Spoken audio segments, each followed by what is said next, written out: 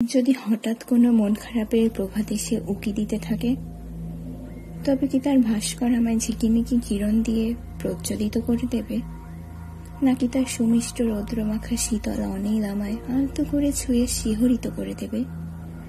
হয়তো গগন জুড়ে একদল বিহঙ্গ এসে তাদের শ্রুতিমধুর কণ্ঠে আমার সাথে সুরের আলাপ করতে বসবে, কিংবা দূর থেকে অরণ্যগুলো তাদের সবুজ আভা ছড়িয়ে আমায় কাছে ডাকতে চাইবে।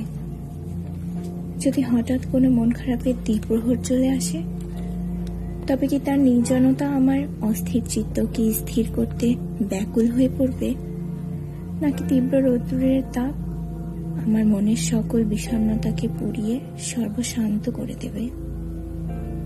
হয়তো তার রোশনাই চিলেকোঠার ফাঁক দিয়ে আমার সাথে লুকোচুরি খেলবে, কিংবা অলি হয়ে উড়ে এসে এক রাস জ্যোতির্ময় নিদ্রা আমার নয়ন দুটিকে আবিষ্ট করে দেবে।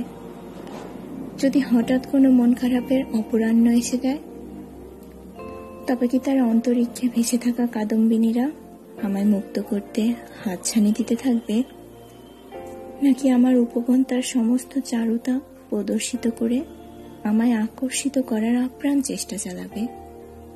হয়তো নানা রকম কুসুমের অপরূপ পাহাড়ি সুবাস আমার মনকে আন্দোলিত করে তুলবে, কিংবা তার চিরচেনা গোধূলি লগ্ন আমার সর্বাঙ্গ রাঙিয়ে দিয়ে রংধনুতে গিয়ে মিশে যাবে।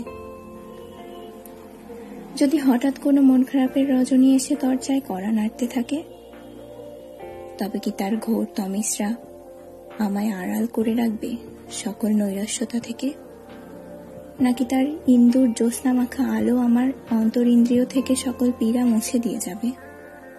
হয়তো পূর্ণিমার ক্ষণটুকু আমাকে রাশি রাশি নক্ষত্ররাজির মনোহর রূপ দেখাতে ব্যস্ত থাকবে এক ঝলকে, কিংবা ঝিকিমিকি আলোতে আচ্ছাদিত তরঙ্গিনীমালা আমায় ভাসিয়ে নিয়ে যাবে প্রণয়োদ্দীপক কোনো এক স্থানে।